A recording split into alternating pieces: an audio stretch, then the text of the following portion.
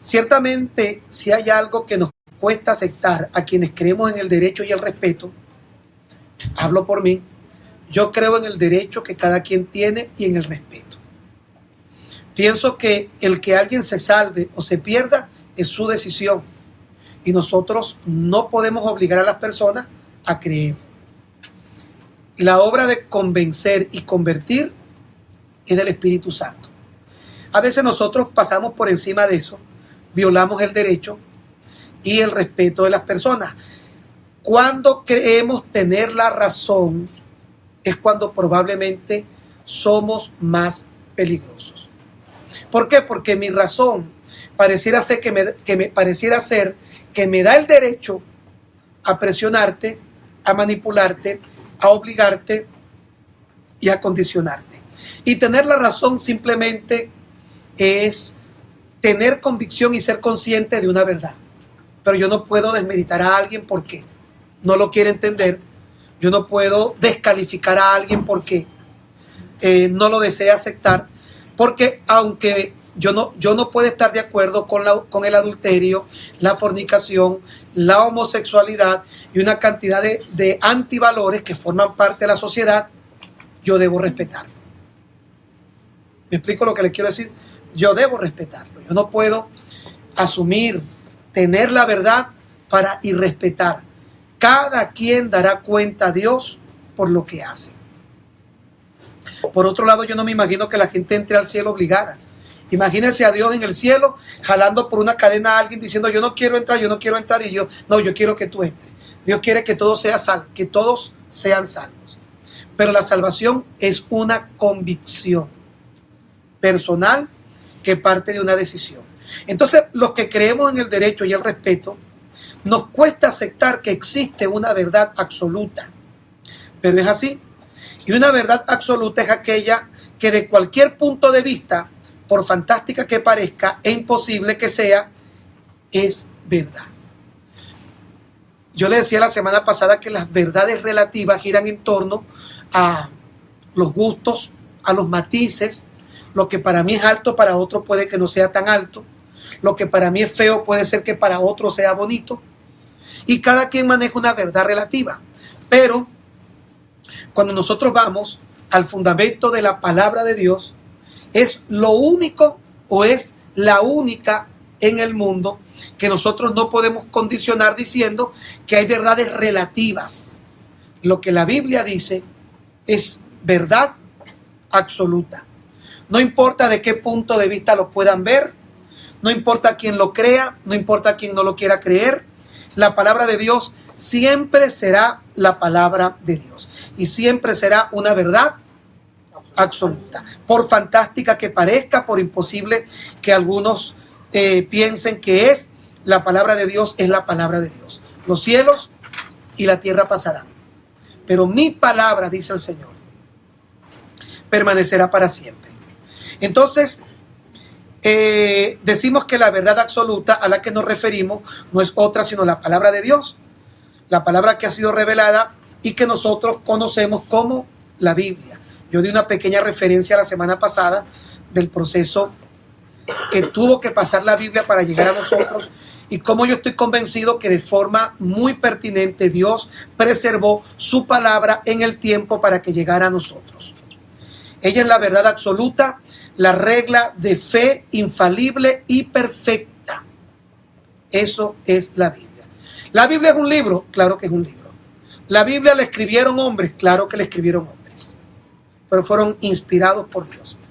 Cualquier persona que cuestiona la Biblia está cuestionando a Dios, ya que ella contiene la mente de Dios. Y es ese pensamiento de Dios revelado a los hombres.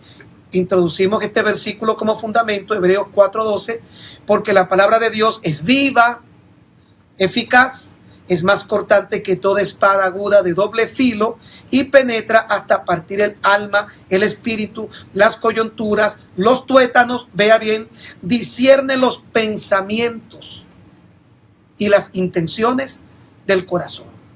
Ahora hay algunas cosas que aquí quisimos señalar. Lo primero es viva.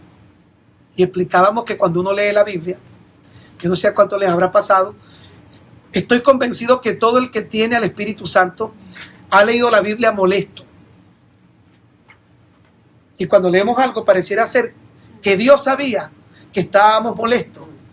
Y ella nos revela algo en relación a cómo nos sentimos.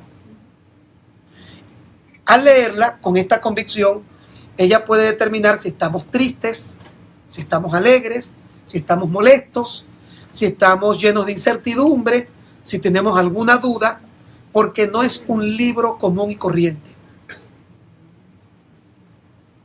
Es la palabra de Dios. Y es muy importante que nosotros mantengamos esto claro. Por eso es viva, porque habla, siente, razona, piensa. Eficaz, efectiva. Filosa, tiene el poder de cortar. Decía Salomón en el libro de Eclesiastés que las palabras de los sabios son como clavos hincados. Porque ciertamente cuando una verdad es revelada, puede ser incómodo, puede ser molesto, pero esa verdad puya. Por eso dice que es filosa. La palabra de Dios es viva, eficaz y cortante, punzante, abre el camino, penetra, sabia, tiene conocimiento y discierne los pensamientos y las intenciones del corazón, y es lo único en el mundo, oiga esto que le voy a decir, que puede separar el alma del espíritu. Porque muchos teólogos han intentado explicar la unión del alma y el espíritu, y es una unión tan compleja que dicen que es como una moneda. Usted tiene una moneda que por un lado tiene cara y por otro lado tiene el sello, la cruz, le dicen en algunos lugares. ¿Y cómo usted puede separarlo? Es imposible. A veces usted tiene emociones que se confunden con acciones espirituales y tiene acciones espirituales que se pueden confundir con emociones. Y lo único que puede discernir y crear una separación entre lo almático y lo espiritual es la palabra de Dios. La palabra de Dios tiene el efecto de poder abarcar a la necesidad almática, el alma, lo emocional y a lo espiritual. Esta semana un amigo estuvo aquí en Miami en una serie de conferencias de una iglesia X, y a mí me gustó mucho porque la dinámica que estuvimos compartiendo fue muy bonita, porque él me hacía preguntas y yo le daba mis puntos de vista. Y yo le preguntaba, cuéntame, ¿cómo te fue? Y él me decía, oye, brother, tremendo. Me dice, tremendo. Es algo que uno ya sabe. Es lo mismo, pero fue tremendo por lo que se dijo y cómo se dijo. Y me di cuenta que aunque él manifestaba que ya sabía eso, el tema no era que lo sabía, sino que jurungaron sus emociones. Y qué interesante es que yo te pueda decir a ti, Dios tiene poder, y que tú lo puedas entender con convicción, que a que yo use una gran cantidad de elementos, active tus emociones, te haga reaccionar almáticamente para que tú quedes exactamente lo mismo. Ahora, cuando es almático, es temporal. Lloras, te caes, sientes, pero eso puede ser circunstancial. Pero cuando es una revelación de la palabra al espíritu, no es circunstancial, trasciende. Y yo creo que tenemos un problema muy grave porque nosotros como seres humanos somos extremadamente almáticos. Somos muy almáticos. Somos muy dados a lo almático, al sensacionalismo, al show. Pareciera ser que eso a nosotros nos atrae profundamente. Y qué bueno que nosotros podamos entender que si hay algo en la vida del creyente que se opone al crecimiento y al desarrollo de su vida cristiana, es cuando nosotros explotamos la parte almática y no lo espiritual. Por eso es que dice que la palabra logra tener el poder de separar el espíritu y el alma. Eso solamente lo puede hacer la palabra de Dios, no lo puede hacer más nadie. El espíritu de la palabra. Nosotros pudiéramos utilizar otro sinónimo. Es cierto, porque de pronto a algunas personas les cuesta entender que la palabra tenga espíritu. Podemos usar sinónimos. Por cierto, lo compartía con Vladimir. Y quizás el sinónimo pueda ser más entendible. Pero teológicamente sería incorrecto. Porque cuando tú hablas del espíritu de la palabra, tú estás hablando de que ella tiene vida. Si sustituyes la palabra espíritu por un sinónimo más entendible, podríamos decir que es probable que estemos hablando ya de algo intangible. Porque recuerden que solamente tiene espíritu todo ser vivo que trasciende. Los animales no trascienden. Ellos no tienen espíritu. Por eso son animales. Podríamos leer un versículo bíblico para tratar de entender esto que se encuentra en el libro del Génesis capítulo 7, versos 21 y 22. Dice así: cuando Dios envía el diluvio. Oiga esto y dígame qué opina. Y murió toda carne que se mueve sobre la tierra. ¿Está oyendo, verdad? ¿Qué fue lo que murió? Carne. Toda carne que se mueve sobre la tierra. La explica. Así de aves como de ganado y bestias y de todo reptil que se arrastra sobre la tierra y todo hombre. Pero vea lo que dice después. Todo lo que tenía aliento de espíritu de vida en sus narices. Todo lo que había en la tierra murió. Dese cuenta que hace como una separación de los animales como seres vivos, pero los llama carne. Porque el animal no tiene espíritu. Porque en el único en quien se sopló aliento de vida, produciendo espíritu, fue en el hombre. Y cada vez que se hace referencia a espíritu, se habla de algo que trasciende, algo que tiene vida y que trasciende. Por eso es que el espíritu del hombre es eterno, porque es trascendental. Morimos, nuestra carne fenece, pero nuestro espíritu no muere. El escritor de Eclesiastés decía que el espíritu, el cuerpo vuelve al polvo y el espíritu vuelve a Dios que lo dio. Los únicos que tenemos espíritu somos los seres vivos que trascienden. Malas noticias para los que esperaban que en el cielo iban a conseguirse a Doti, a Toby, al perrito, a Pancho. Ellos son carne. Ellos no trascienden porque no tienen espíritu. Y cuando la Biblia da referencia a algo que tiene vida trascendental, define como algo, lo define como alguien, en esencia, un ser vivo que tiene espíritu.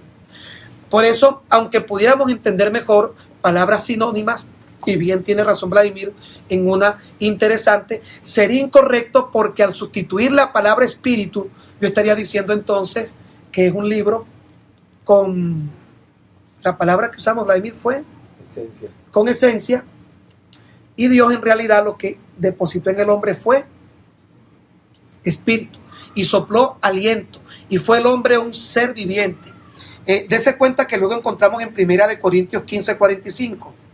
Dice, así también está escrito, fue hecho el hombre, el primer hombre Adán, alma viviente. Y el postrer Adán, ¿quién es el postrer Adán? Espíritu vivificante. ¿Qué hizo que el ser humano tuviera alma viviente? Que tiene espíritu. Ahora, Jesús tiene espíritu. La única diferencia es que el espíritu de Jesús es espíritu vivificante. ¿Saben lo que significa la palabra vivificante, verdad? Que da vida. Es un espíritu que da vida. Nosotros tenemos un espíritu inherente en nuestro ser, pero nuestro espíritu no puede dar vida. El único espíritu vivificante que da vida es el que tuvo nuestro Señor Jesucristo. Al leer la Biblia podemos ver varias cosas. Una de ellas, interpretación. Ahora, ¿qué debemos decir de la interpretación? Que el gran problema de las religiones, de las sectas falsas, el gran problema de toda la locura que usted puede ver doctrinalmente teológica, es cuando hay personas que pretenden tener una interpretación privada de la Escritura. La escritura no es de interpretación privada. ¿Qué pasó con Joseph Smith, creador o fundador del movimiento mormón? Que él le dio una interpretación privada a la escritura en base a un libro, a unas planchas de oro que encontró, que posteriormente se convirtieron en el libro del Mormón, que se las entregó un ángel llamado Moroni, unas cuevas. Y él trató de darle una interpretación personal. Y esa interpretación personal dio como resultado un movimiento mundialmente conocido como los mormones.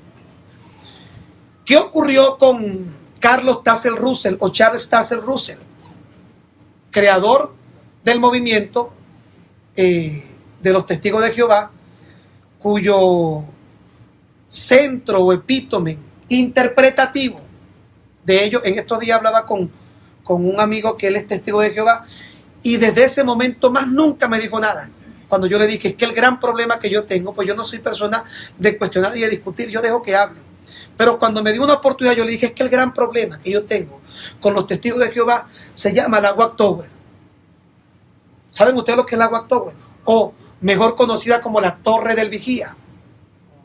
Es la casa de publicación de los Testigos de Jehová. Se llama la Torre del Vigía o la Watchtower. Ellos por eso tienen un panfleto conocido como el Atalaya, que es lo mismo, en donde ellos tienen su propia interpretación de la Biblia. Lo mismo ocurrió con porciones de lo que conocemos como los adventistas, con una señora que llaman la hermana White, Elena Germondes White, quien también dijo haber tenido revelaciones personales con interpretaciones particulares. En Puerto Rico hay un movimiento, yo no sé si ustedes lo conocen, no sé si Andy lo habrá escuchado, se llama Mita en Aarón. Fue un movimiento pentecostal de una hermana que tuvo una pseudo revelación con interpretaciones particulares. Volvemos al tema de la interpretación, y esa interpretación particular dio como resultado un movimiento en donde una estrella le pegó en la frente y luego ella era el Espíritu Santo.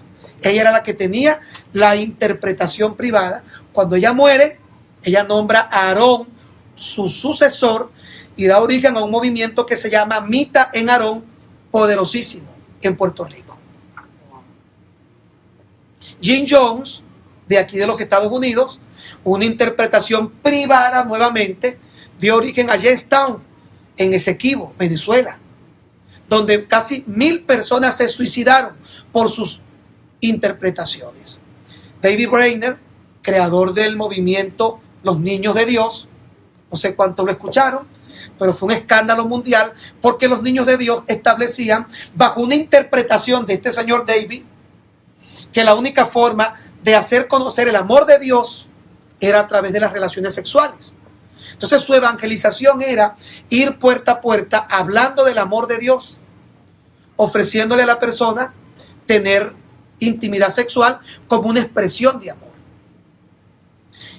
Y pudiéramos nosotros pasar toda la tarde hablando de Jesús, José Luis de Jesús Miranda, hablando de William Soto Santiago, y vamos a ver que todas estas corrientes distorsionadas tuvieron como origen interpretaciones personales. La Biblia es su propio intérprete. Yo no tengo interpretación. Si alguien le dice, ¿cuál es la interpretación que tú tienes de la Biblia? Tú tienes que decirle, no tengo ninguna interpretación. La Biblia misma se interpreta a sí misma. La Biblia no es de interpretación privada. Luego de hablar de interpretación, hay otra que se llama, decíamos la semana pasada, revelación. Al leer la Biblia encontramos también revelación. De paso, ese es el nombre del último libro del Apocalipsis, la revelación de Juan. ¿Qué es una revelación? La Biblia dice, o mejor dicho, Jesús en su palabra dijo a sus discípulos, ya vosotros estáis limpios por la palabra que yo os he hablado. La palabra que yo os he hablado son espíritu y son dos cosas, son espíritu. Es decir, la palabra tiene vida y esa vida de la palabra contiene un espíritu. Por eso el espíritu de la palabra, que le ponía un ejemplo muy sencillito. Yo les puse el ejemplo cuando usted va a cumplir el periodo de que su esposa pase por todo el proceso de gestación. Si el doctor le dice, como es muy común, su esposa tiene necesidad de hierro. Normalmente en Venezuela nos mandaban a tomar un remedio que se llama ácido fólico, que produce un mineral orgánico que es el hierro. Y ese mineral orgánico que es el hierro se toma. Pero imagínese, esto es el espíritu de la palabra. Imagínese que cuando el doctor me dice, su esposa necesita hierro, yo llegue a mi casa, monte una olla, le eche un poco de clavo, le eche cabilla, agarre un poco de hierro y quiera pensar que él me está diciendo que le dé hierro. Ahora, ¿qué loco hace eso? Una mala interpretación. El que no se da cuenta que cuando el médico te dijo, a tu esposa le hace falta hierro, la palabra fue una, pero el espíritu de la palabra es lo que tú entiendes de forma tácita en lo que te están diciendo. Eso es lo que se conoce como el espíritu de la palabra. No es lo que tú de repente puedes oír, es lo que tú sabes que es lo que se te quiere decir. Es lo que a veces pareciera ser que está escondido, pero en realidad lo único que se necesita para que pueda fluir el espíritu de la palabra es tener al Espíritu Santo. Cuando venga el Espíritu de verdad, Él os guiará toda verdad, os enseñará todas las cosas, no hablará de su propia cuenta, todo cuanto oyó de mí os lo hará saber, tomará de lo mío y me glorificará a mí, dijo el Señor Jesucristo. Es decir, cuando usted tiene el Espíritu Santo, usted va a leer la palabra que de repente dice algo que si lo lee una persona sin el Espíritu Santo, puede hacer lo que yo le estoy diciendo de agarrar hierro y echarlo en clavo. Pero usted está entendiendo lo que quiere decir, porque está saliendo de ella lo que se conoce como el espíritu de la palabra, porque es viva y tiene espíritu. La palabra tiene espíritu.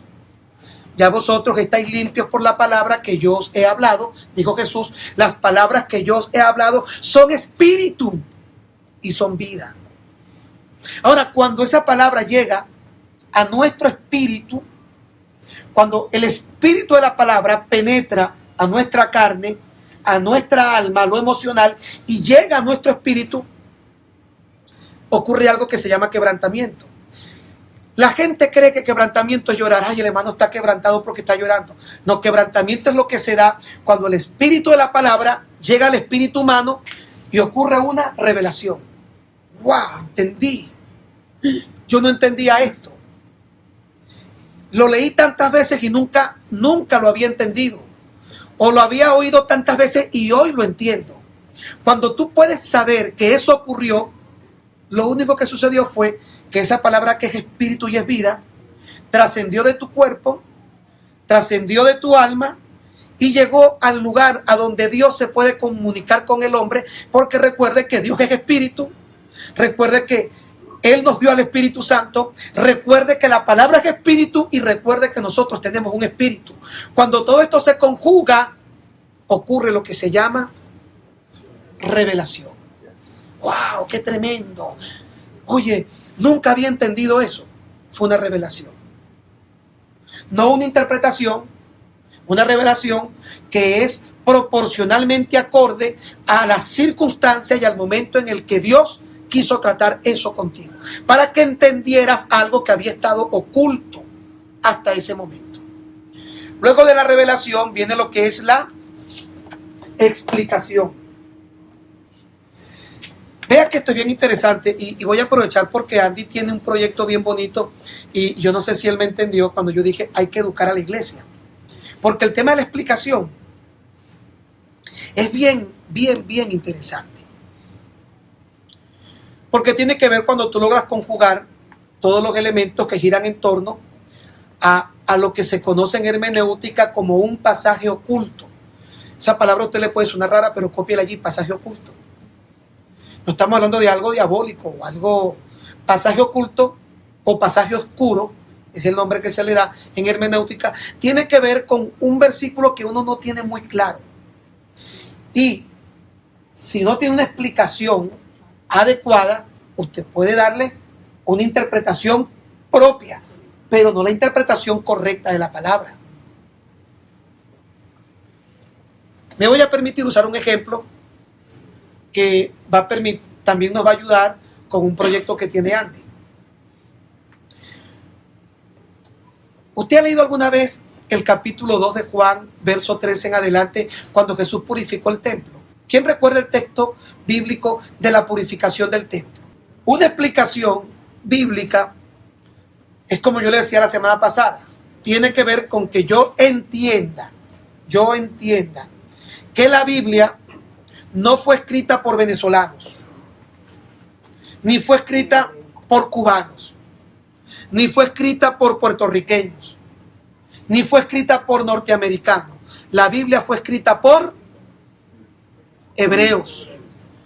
Su cultura es hebrea, las ciudades que se mencionan son hebreas, las monedas que se mencionan tienen que ver con el vocablo, el contexto y la jerga hebrea. Por ejemplo, hay un texto que la gente ha utilizado muy mal por no entenderlo, que es el versículo del capítulo 25 de Mateo, cuando habla de los talentos, del Señor que le dejó talentos a uno. Y la gente, cuando yo he escuchado miles de predicaciones, ay, el Señor nos dio talento. ¿Y qué piensa uno cuando lee ese versículo sin entender que hay una explicación, que es que talento no es en ese texto bíblico lo que para nosotros es talento? Ay, usted va a ver gente que le dice, tú sabes cantar. Ay, Dios te va a pedir cuenta por ese talento porque lo escondiste en la tierra. Eso es absurdo. Talento era una moneda. Ese es el nombre de la moneda. Talento no era saber cantar. Ay, Señor, tú me vas a reclamar si yo no canto porque yo escondí el talento que tú me diste. La Biblia no está hablando de ese talento. Cuando Jesús cuenta la parábola de los talentos, hablaba de talentos, que era una medida económica, una moneda. Y prácticamente él quería comparar el reino de los cielos con la capacidad administrativa que deben tener los hijos del reino. A este se le dio 10, al otro se le dio 5 y al otro se le dio 1. Está diciendo el que nosotros podamos sacar provecho a través de una justa administración. Y recuerde que administración tiene que ver con inversión, ahorro, trabajo.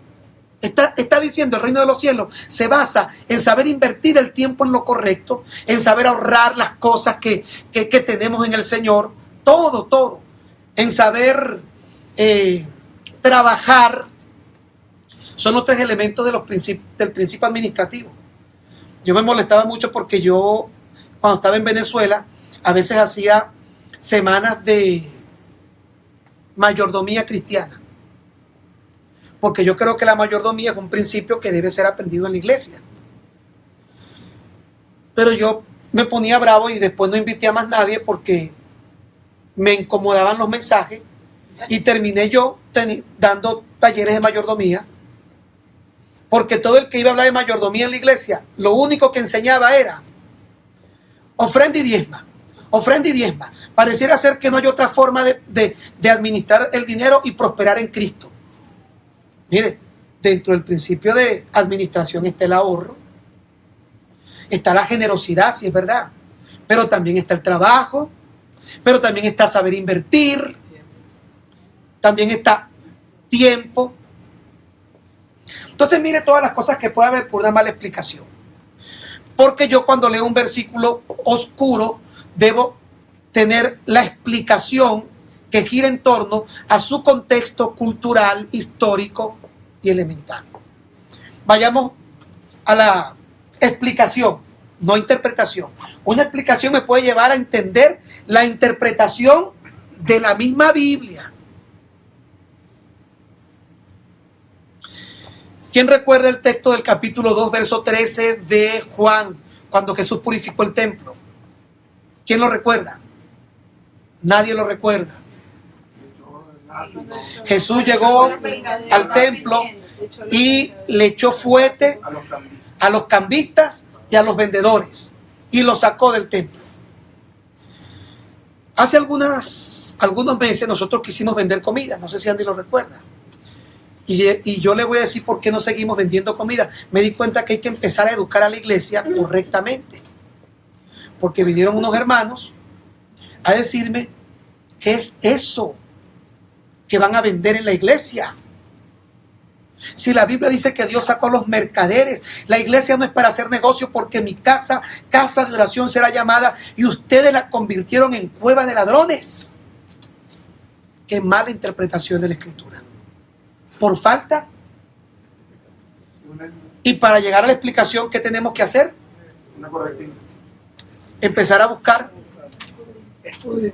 a escudriñar, que de paso, ya voy a hablar de esa palabra, de escudriñar, en donde Jesús no motivaba a la gente. En ese versículo no los motivó a escudriñar, se los recriminó, por lo menos en ese versículo. Pero ya lo vamos a ver.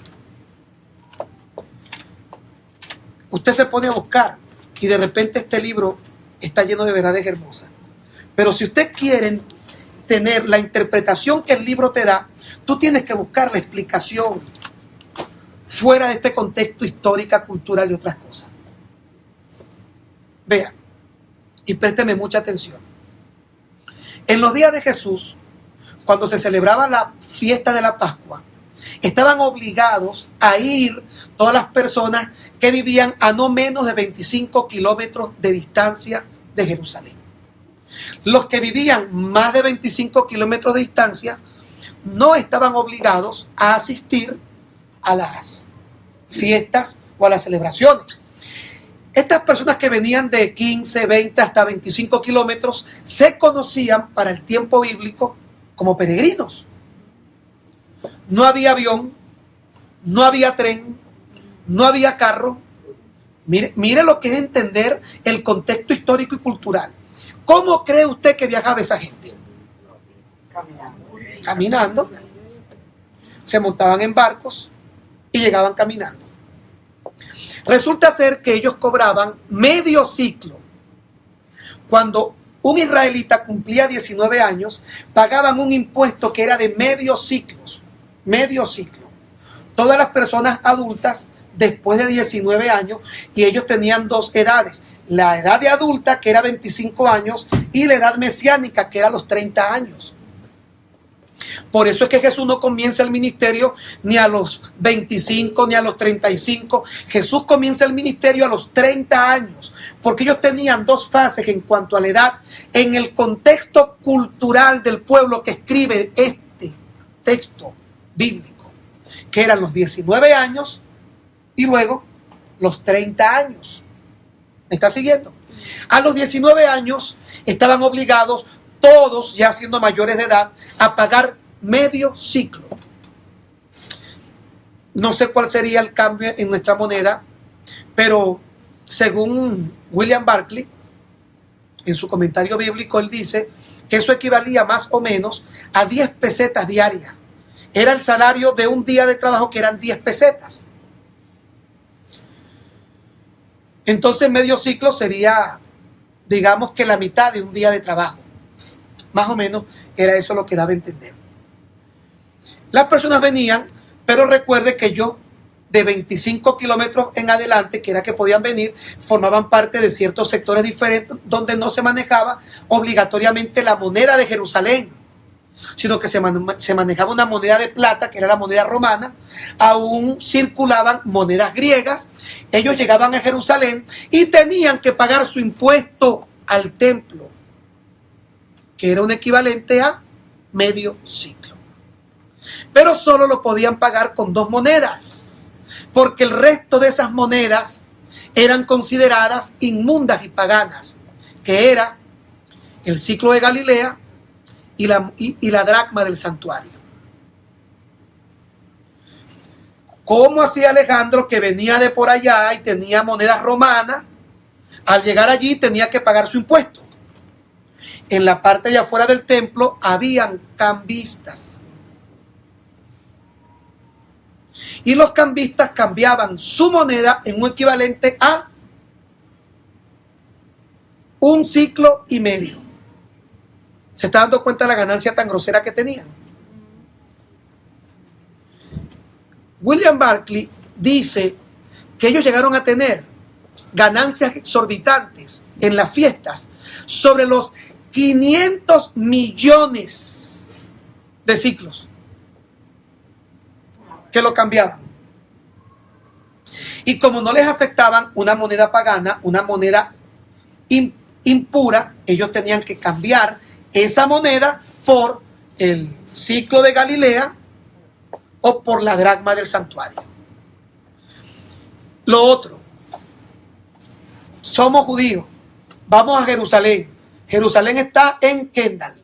Hay que ir caminando porque no hay carro. ¿Cuántos días podía demorarme en llegar? Por lo menos un día. Pero tenía que llevar la ofrenda, que no era dinero. El dinero era para pagar el impuesto del templo, si eras mayor de 19 años. La ofrenda tenía que ser un animal. ¿Quién se iba a echar un viaje con una oveja 25 kilómetros? Pues había quien lo hacía. Pero el que no podía hacerlo porque decía, yo no voy a llevar porque tengo una familia muy grande, como llevo este poco de animales, ellos llegaban con sus monedas a comprar animales que estaban afuera del templo, que tenían que hacerlo. Pero resulta ser cuando venían, voy a comprar este animal, ay, yo no te lo puedo vender, ¿por qué? Porque no aceptamos esa moneda. Tienes que comprar con los cambistas o ladrán. Es que no aceptaban la moneda en el templo.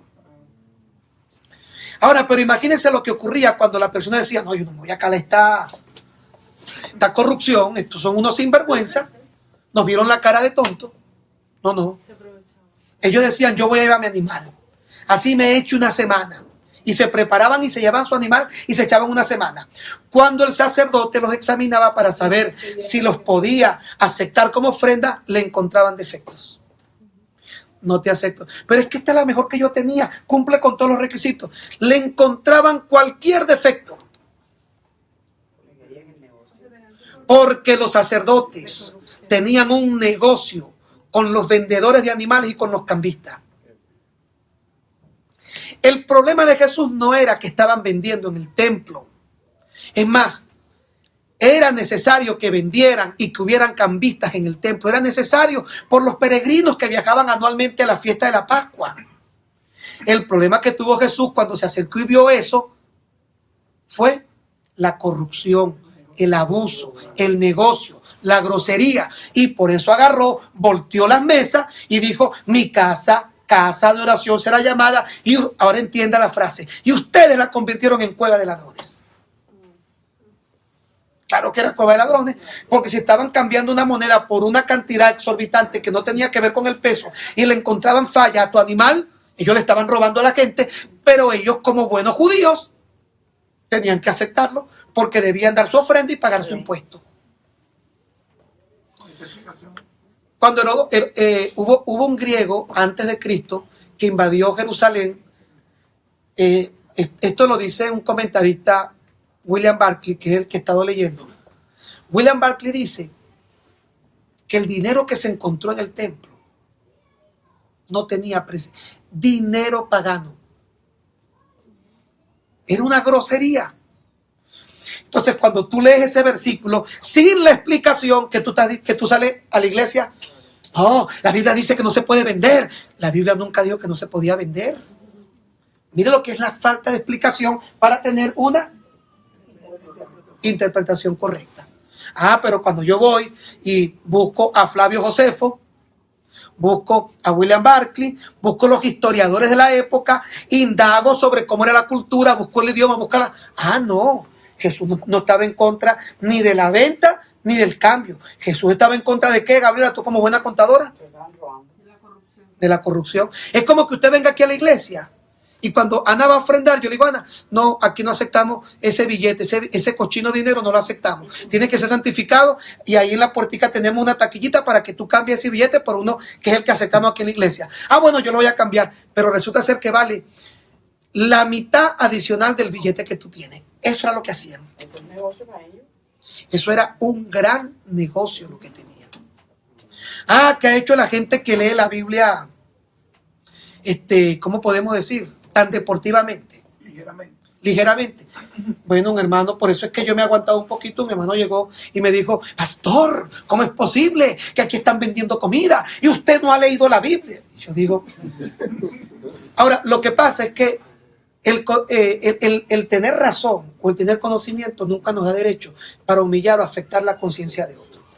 Yo lo que hice fue que lo miré y me reí y le dije: no, hermano, por ahora no vamos a vender más, porque sé que él necesita entenderlo correctamente y sé que tiene un buen corazón y que su mala interpretación, porque la está interpretando él, no está dejando que la Biblia misma se interprete. ¿Me estoy explicando? Él está teniendo un punto de vista basado en su propia interpretación. Pero cuando él va y recurre a una explicación, estudia el aspecto cultural, estudia el aspecto histórico, entonces dice: ah, ya entendí. Porque la Biblia misma, cuando tú vas al aspecto explicativo, la Biblia se empieza a interpretar solita y nadie tiene que decirte cómo es. Ella misma se interpreta. Entonces tenemos un gran problema con estos puntos. Vamos al otro, que es aplicación.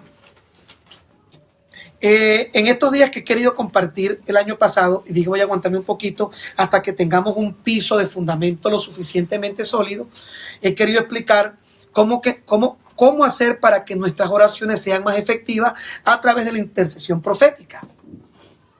Y creo, si no me equivoco, que fue Alejandro que hizo un comentario bien interesante y bien oportuno. Y yo creo que bien necesario.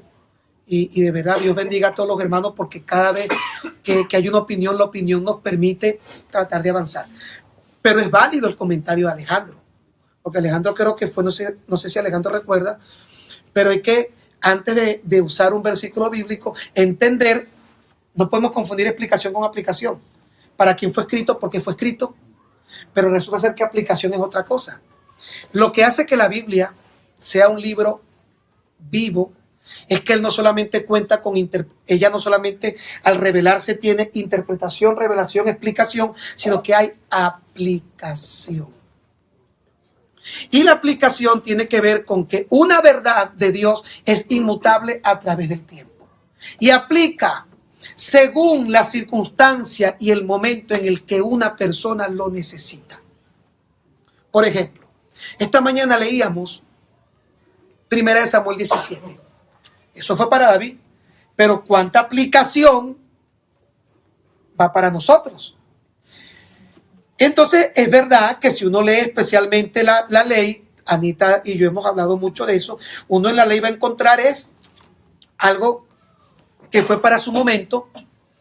El libro de Gálatas es muy claro cuando dice: venida la gracia, ya no estamos más bajo ayo, ni estamos confinados bajo la ley. Se terminó. Pero resulta ser que aún en la ley hay muchas verdades aplicativas que siguen teniendo efecto hasta el día de hoy. De pronto, si voy a una explicación, me confundo. Por eso es que mucha gente confunde explicación o aplicación. Porque si yo la explicación digo, no, pero es que el tema de Jonás, eso fue para su tiempo. Pero yo encuentro un versículo que me hace llorar cuando Jonás se fue al monte, creció la calabacera, y el trato que Dios tuvo que fue con Jonás, fue para su tiempo, fue para él. Pero qué aplicación tan hermosa para corazones insensibles en relación al mundo perdido. Y es donde te das cuenta que puedes encontrar aplicaciones en los salmos que son apropiadas. Fueron hechas en una época, fueron dichas a otra persona, tenían que ver con otro contexto, pero cuando el Espíritu Santo quiere decirte algo, Él no dice, bueno, no leas allá, mejor lee aquí porque lo que está allá no te sirve, porque no, cuando el Espíritu Santo quiere decirte algo, trae revelación a tus ojos y toma una verdad que fue para una época, cuya explicación y circunstancia cultural histórica fue para otra situación. Pero ¿cuántas veces hemos leído a José y hemos llorado viéndonos en eso? ¿O cuántas veces hemos leído a Jacob y nos vemos reflejados en la vida que él tuvo? Y uno dice, sí, pero ese versículo no es para nosotros, fue para él. Pero ese versículo, en un momento de desesperación, Dios puede usarlo para que aplique perfectamente en ese momento que estás viviendo. Y como hablaba con Ana, es la ley. Pero toda la escritura es inspirada por Dios. Incluso le decía la semana pasada, cuando Pablo dijo toda la escritura es inspirada por Dios, no se refería ni a Mateo, Marcos, Lucas, Juan, ni a Filipenses, ni Tesalonicenses. Se refería específicamente, Pablo, se refería a toda la ley, porque era lo único que había todavía en ese momento. Aún no había surgido el canon de las escrituras. Entonces llegamos a lo que es la aplicación. Nos faltaría una interesante que es la iluminación, pero básicamente está relacionado con lo mismo. Y yo quisiera avanzar un poquito más. Ok, ahora, ¿estamos todos seguros de qué significa en nuestra vida este libro? ¿Qué es este libro para nosotros? Es un tesoro. Es más, le voy a decir, Pablo, en su carta a los Efesios, él habló de 3 cosas que la iglesia necesitaba le fueran reveladas. Eso lo leímos creo que hace poco. Él hablaba de 3 cosas que la iglesia necesitaba tener sabiduría en el conocimiento de él para que sus ojos fueran alumbrados y pudieran entender 3 cosas. No sé cuánto lo recuerdan. El primero, la riqueza de su herencia en los santos.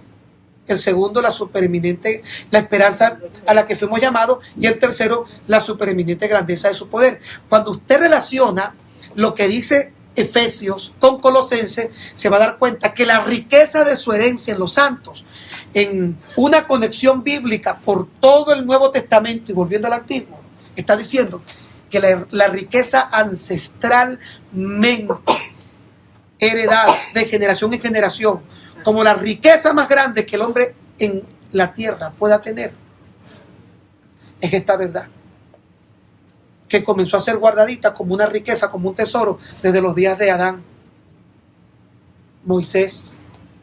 Y mire, si usted no tiene plata, usted es un pobre, miserable. Pero si tiene la Biblia, aunque no tenga plata, usted es riquísimo. Ahora, si usted tiene dinero en el banco, tiene millones de dólares y no tiene esta riqueza, usted es un pobre miserable. Su riqueza no depende de dinero. Lo que hace rico a un ser humano en esta vida no es cuánto dinero tiene en el banco, es cuánta riqueza ancestral conoce de la única verdad que te puede hacer sabio y que te puede hacer producir todo lo que en el diseño profético de Dios se debe producir en tu vida. Entonces, yo todo lo que le pido al Señor y a los que me están oyendo aquí en otras latitudes, que usted pueda entender que su mayor riqueza no es el carro que tiene estacionado afuera, ni los dólares que tiene guardado en el banco. Su mayor riqueza es esta palabra.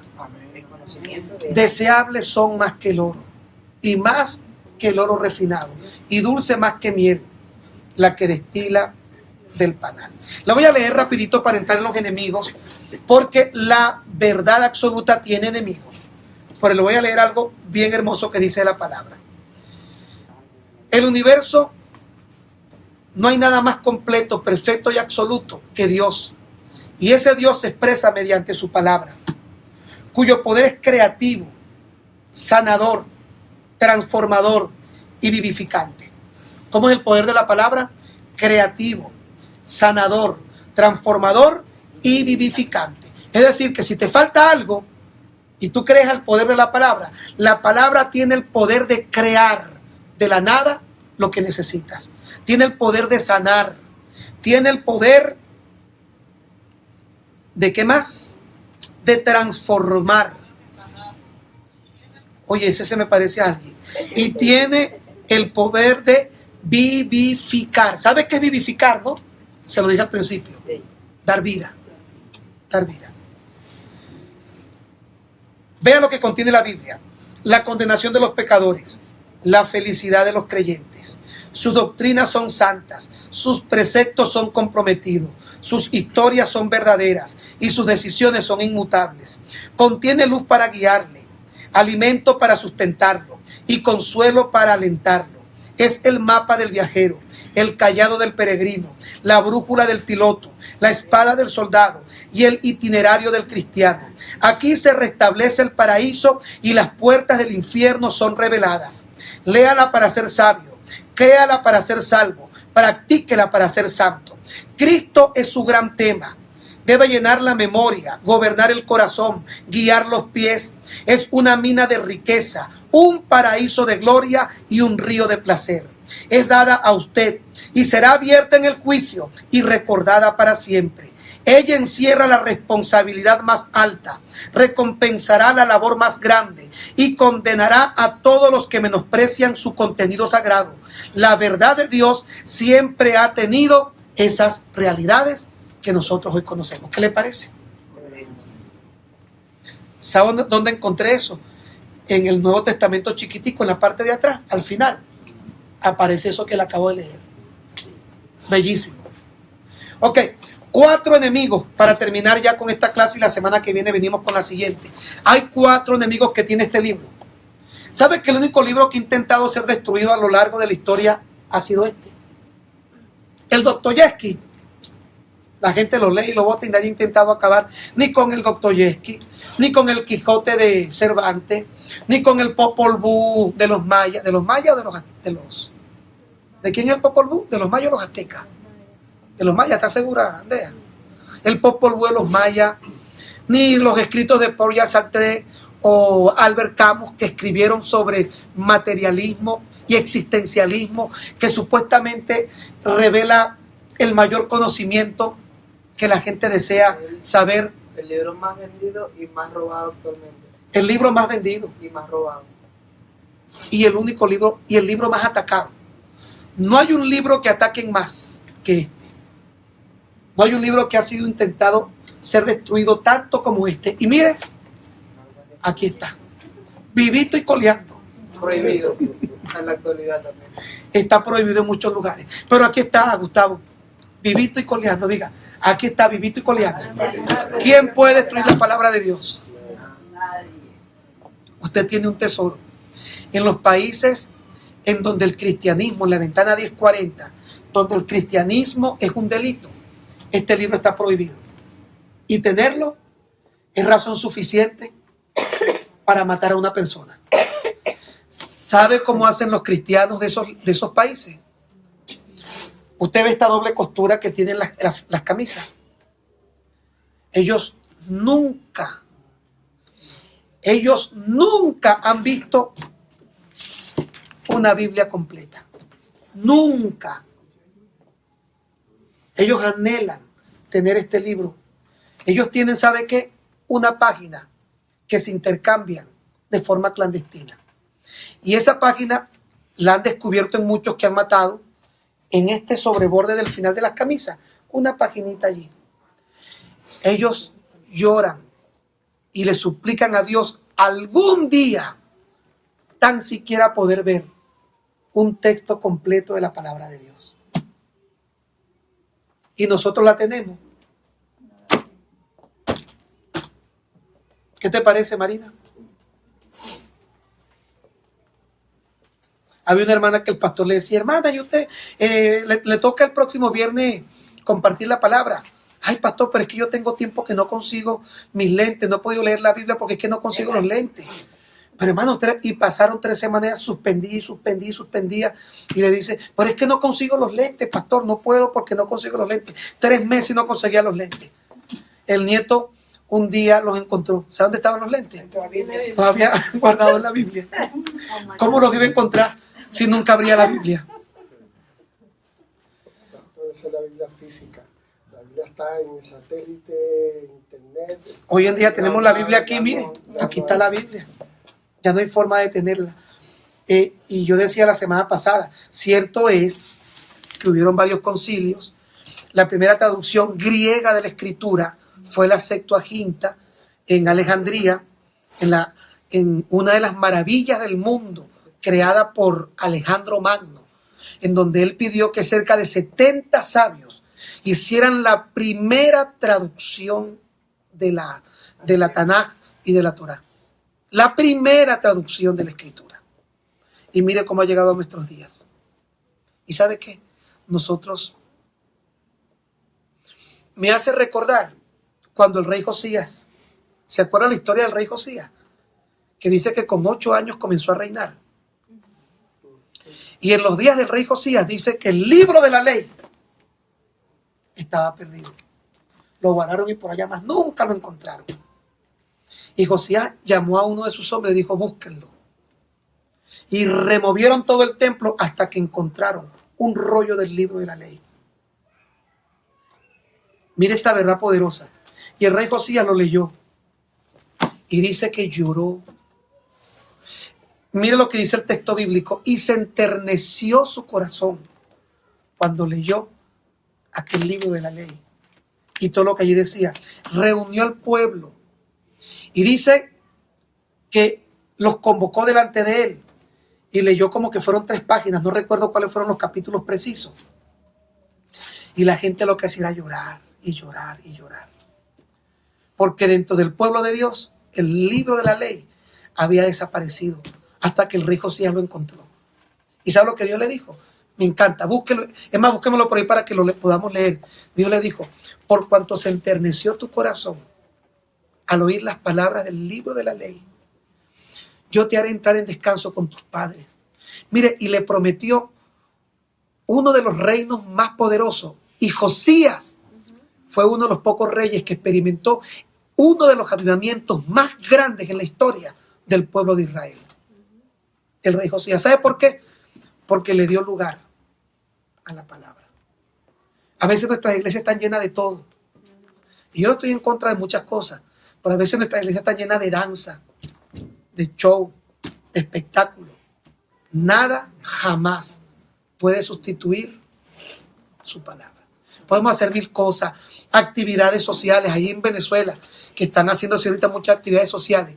Eso es maravilloso, pero nunca podemos sustituir, jamás podemos sustituir la palabra de Dios. Josías, si no me equivoco, creo que es hijo de Manasés. Corrígeme. Lo que sí sé es que fue hijo de uno de los peores reyes de Israel. Pero mire, él cortó esa maldición por tener un corazón y una sensibilidad. Mónica, una sensibilidad a la palabra.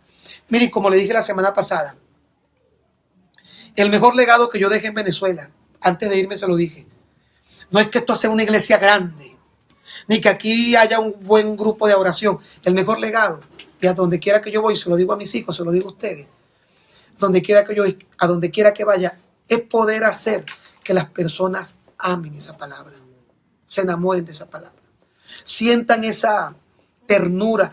Mire, me encanta cuando Dios le dice, por cuanto se enterneció tu corazón al oír las palabras del libro. Es decir, Josías comenzó a leerlo y su corazón empezó a llorar. ¿Cómo Dios no bendice un corazón ante su palabra? Si decimos que su palabra, Andy, es el mismo Jesucristo, porque en el principio era la palabra, y la palabra era con Dios, y la palabra era Dios. Por eso es que hablamos del espíritu de la palabra, porque no es un libro, no es un objeto, es la revelación de Jesucristo escrita, es la palabra escrita en todo su contexto. Ok, enemigos de la palabra, anote por allí, la palabra tiene 4 enemigos. El tradicionalismo, el segundo enemigo de la palabra, el modernismo, el tercer enemigo de la palabra es el misticismo y el último enemigo de la palabra es el racionalismo. Usted sabe que en la Edad Media surgieron, esto es interesante, surgieron dos corrientes filosóficas muy interesantes que se opusieron entre sí, que era el pietismo y el misticismo. ¿Qué? Pietismo, misticismo. Es una corriente filosófica de la Edad Media que tenía que ver con que una persona evidenciaba el conocimiento a través de las acciones o la experiencia que tenía. Nosotros lo llamamos, no lo llamamos pietismo, nosotros lo llamamos cuando una persona hace las cosas, no, pero tampoco tiene que ver con que uno diga yo soy, ¿cómo se llama, Alejandro? Cuando alguien hace algo solo sin que se lo enseñen. No. Autoridad. Uno usa la palabra empírico, pero el pietismo no tenía que ver con empirismo. Tenía que ver con experiencia. Entonces, cuando una persona en la Edad Media había hecho durante muchos años algo, su conocimiento forjado en base a todo lo que sabía, producto de una experiencia, eso se llamaba pietismo. Y misticismo se oponía porque había personas que decían que había una forma de saber y conocer las cosas que era a través de lo extrasensorial. Básicamente eso era el misticismo y se oponía. Y eso ha trascendido en el tiempo en medio nuestro. Hay personas que consideran que el pietismo, su conocimiento, yo he sido médico tantos años, yo he operado a tantas, eso es pietismo. Es más, tú no me vas a enseñar a mí porque yo ya he operado a tantas personas, eso es pietismo. Hay otros que dicen, no, yo no te voy a enseñar a ti porque yo no tengo tu experiencia, pero Dios me habló. Eso es misticismo. Y ambos, de alguna forma, son parte del contexto cultural de hoy. Quiero que mantenga esas dos corrientes filosóficas de la Edad Media para poder entender cada uno de estos. Yo voy a explicar hoy solamente el tradicionalismo, por razón de la hora. Voy a explicar los tres últimos directamente sin hablar más nada o recordar lo pasado. Vamos a hablar del modernismo, misticismo, racionalismo. Pero vamos a hablar primero del tradicionalismo. ¿Por qué yo digo, o por qué decimos en esta noche que el tradicionalismo, que las tradiciones son enemigos de la palabra? Mateo 15:6 dice, ya no ha de honrar a su padre o a su madre. Aquí está hablando de algo que yo le he explicado anteriormente, que es cuando Jesús hablaba a los fariseos por lo que querían dar. Y se refería a algo bíblico que es escorban. No vamos a hablar de escorban en este momento, pero vamos a hablar de esto. Dice, así invalidáis el mandamiento de Dios por vuestras tradiciones. Las tradiciones no son malas, pero cuando una tradición invalida el mandamiento de Dios, es enemigo de la palabra de Dios. Es que esto es lo que hemos hecho toda la vida. Es que esto fue lo que aprendimos, lo que siempre vimos. Dios no está sujeto a las tradiciones.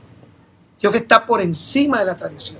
Y si hay un problema que tiene la tradición, es que la tradición no encuentra lugar en la palabra, porque la tradición se opone a cualquier cosa que la palabra puede establecer como verdad, si esa verdad va en contra de lo que siempre se ha dicho y siempre se ha hecho. Por ejemplo, hablemos de la Iglesia Católica. Ellos están llenos de tradiciones. Y usted le dice, pero es que la Biblia no habla de imágenes. ¿Qué me importa? Nosotros siempre hemos sido de la, ¿cómo se llaman? Las Marianas, de la compañía de la Virgen de yo no sé qué, que esto y lo otro. Y usted le habla a un católico de la palabra de Dios, ¿qué importa lo que dice la palabra? Es su tradición. Y usted a un católico le puede decir este tipo de cosas. Mira, ¿sabes que la Biblia dice, yo soy católico y muero católico? Y hay algunos más atrevidos que te dicen, yo soy católico, apostólico y romano. Y tú le preguntas, ¿y qué significa católico? No sé. Pero ellos son católicos. Eso es lo absurdo de la tradición, que no hay un sentido lógico, racional ni entendible, pero es lo que yo hago porque toda la vida me hicieron hacerlo. Ahora le voy a decir algo más fuerte, porque yo les mencioné a los católicos.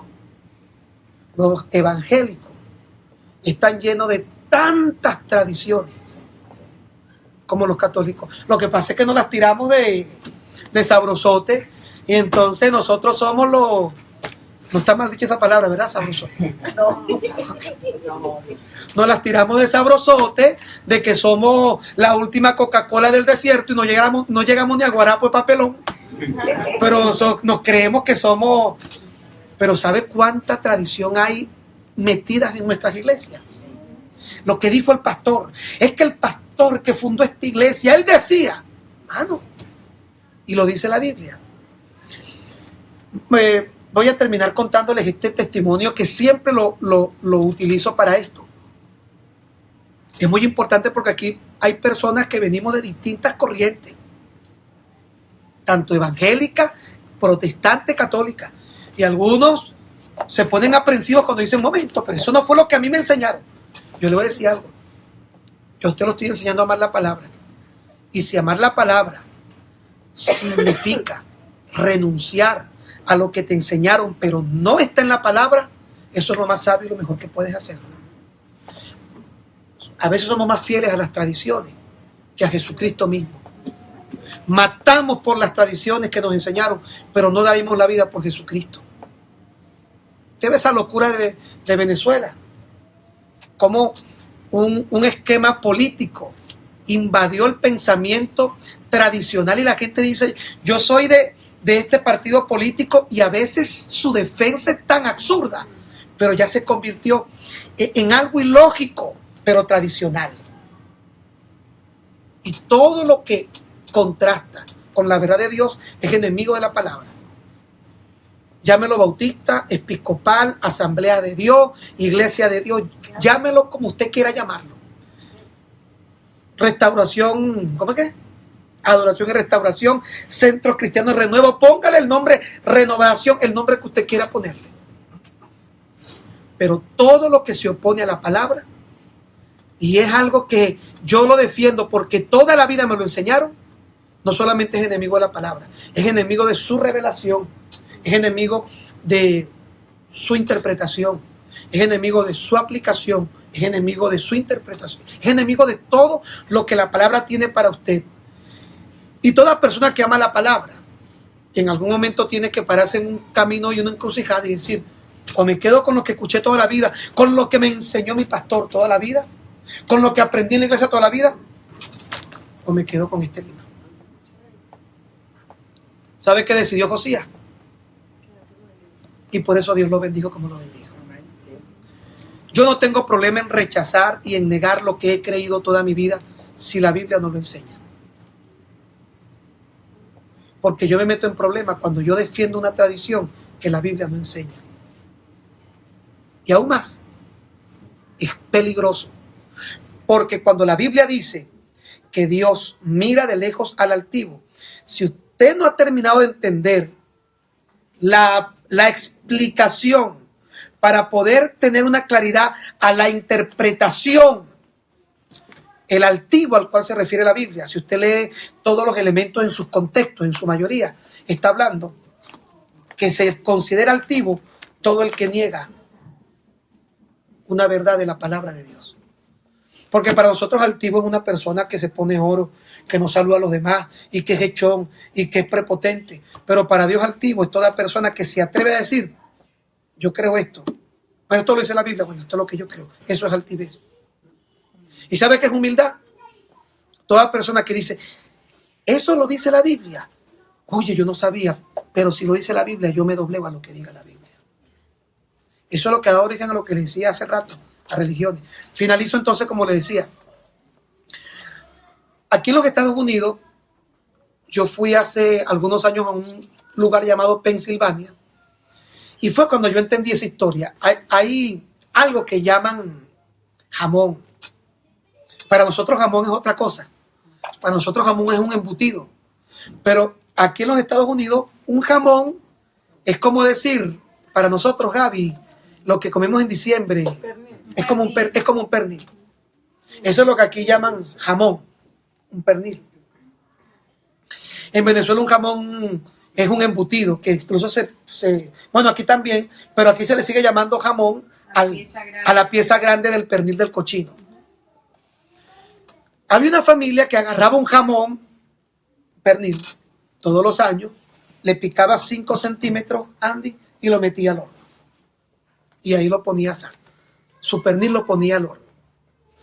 Y luego lo sacaban, lo picaban y lo compartían en el mes de diciembre. Un día, el esposo, como veía que la muchacha quitaba ese pedazo, él le dice a su esposa: mi amor, una pregunta. ¿Por qué tú le quitas esos 5 o 6 centímetros siempre en la punta del jamón y no nos los comemos, sino que tú lo pones a un lado? ¿Pero por qué no lo hacemos completo? Y ella le dice: ay, mi amor, yo no sé. Toda la vida eso es lo que hemos hecho. Yo le voy a preguntar a mi mamá, esta semana que lo voy a visitar, yo le voy a preguntar a mi mamá: oye, pregúntale, porque nosotros pudiéramos hacer jamón completo. Ella va y le pregunta: mamá, ¿tú sabes qué? Fulano, mi esposo, él me preguntó que por qué le quitamos este pedazo de jamón a la pieza cuando la metemos al horno. ¿Será que eso le da mejor sabor? Por ahí se mete el calor y se siente mejor. Y la mamá le dice: oye, hija, podría ser, pero yo no sé. Yo le voy a preguntar a mi mamá, a tu abuela, porque es que como yo vi que tu abuela lo hacía, yo le voy a preguntar a tu abuela. Fue esa semana a hablar con la abuela y le dice: mamá, el esposo de mi hija le preguntó algo que ella no tiene respuesta. Yo tampoco. ¿Por qué cuando compramos la pieza de jamón le quitamos 5 o 6 centímetros y lo ponemos? ¿Eso tiene alguna razón? ¿Le da un mejor sabor? ¿Ayuden algo? Y la vieja le dice: ¿qué sabor nada? ¿Qué sabor y qué 8 cuartos? Eso no le hace ningún bien ni ningún mal. Lo que pasa es que en nuestra época no existían hornos como los de ahorita, eran hornos chiquitos y había que quitarle un pedazo para que la pieza entrara completa. Es una tradición, sin averiguar. Ellos le seguían quitando el pedazo. Pero hacía años, cuando la abuela lo hacía, los hornos eran chiquitos. Y ella le dice: hija, pero si tu horno es grande y cabe el jamón completo, métalo completo. No da risa. Pero ¿sabe qué? Tenemos un montón de cosas así. Que si usted le pregunta a mucha gente: mire, ¿y por qué tú qué? Mira, yo no sé, pero cuando yo me convertí, yo me acuerdo que el que me daba clase en la iglesia, mire, yo me acuerdo que a mí me decían, yo escuchaba, yo no sé si Vladimir se acordará, que cuando uno estaba ministrando liberación, que había un demonio, había que cerrar los ojos porque los demonios se metían por los ojos. Y uno estaba así prácticamente tanteando con miedo porque se le metían los demonios por los ojos. Y yo me acuerdo que cuando había una broma de esa demonio, yo pegaba esos ojos durísimos. Porque yo pensaba que mientras más duro lo cerrara, más protegido estaba del demonio. Y me acuerdo que la primera vez que me tocó ministrarle a una persona demoniada, andaba tanteándole la cabeza porque tenía miedo que el demonio se me fuera a meter por los ojos. Porque es que a uno, eso es tradición, a uno le enseñaban que los demonios y que se metían por los ojos. ¿No te digo yo? Y yo le voy a traer la próxima semana algunas tradiciones, tonterías. Pero ¿sabes por qué uno las creía? Porque uno viene ingenuo del mundo, no sabía de eso, y uno cree que el que te está diciendo eso sabe mucho, pero resulta ser que él aprendió cuando no sabía nada de otro que él creía que sabía mucho, y así, y nadie sabe nada. Pero cuando tú abres este libro, ay, hermano, mire, eso es lo más que yo quiero enseñarle a usted. Este libro está lleno de vida. Está lleno de verdad. Y vamos, hay un versículo, creo que es el libro de Timoteo, capítulo 4, versículo 1, no sé si el primero o el segundo, 4:1, ayúdeme por favor, cuando Pablo le dice a Timoteo y le habla en contra de las fábulas. Los cuentos de viejas, algo así creo que dice. Él le dice, sí, pero primero le dice de las fábulas profanas, cuentos de vieja, y luego le dice, ejercítate en la piedad. ¿Saben lo que son cuentos de vieja? Chismes, ¿no? No, esas cosas que la gente dice y que se convirtieron en tradición. Yo en esto decía, en Venezuela se decía que uno nunca podía buscar sal. Porque mi mamá decía que si en la mañana alguien venía tocando la puerta y decía, vecina, regálame un poquito de sal, era la bruja del pueblo.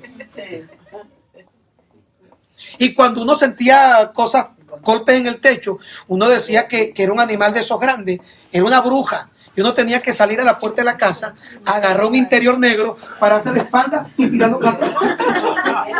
Y la bruja se iba.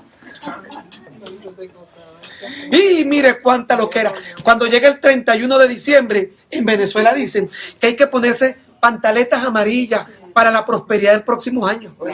Que usted ve que los buhoneros, los vendedores ambulantes, esos venden y se hacen ricos vendiendo pantaletas interiores amarillos. Que había que correr por la cuadra con unas maletas porque eso significaba que ibas a viajar el próximo año. De la ignorancia de uno, la gente hace dinero. Y de la ignorancia de uno, la gente hace dinero por tradición. Ahora, pero yo les voy a llevar a una comprensión de las tradiciones que se nos han metido en la iglesia, que no son bíblicas, pero tan terribles que así como tú te metes con un católico, cuando le toca a su virgen, tú le tocas a un evangélico rancio, su tradición, y reacciona igualito que un católico. Te reprende, te echa, tú estás endemoniado, pero demuéstrame que no está en la Biblia, no importa, pero es su tradición. Y que el Señor nos ayude. Bueno, terminamos por hoy. Si quieren gusta, Dios me les bendiga. Gracias por su tiempo. Vamos a dejar aquí un momento de preguntas y respuestas.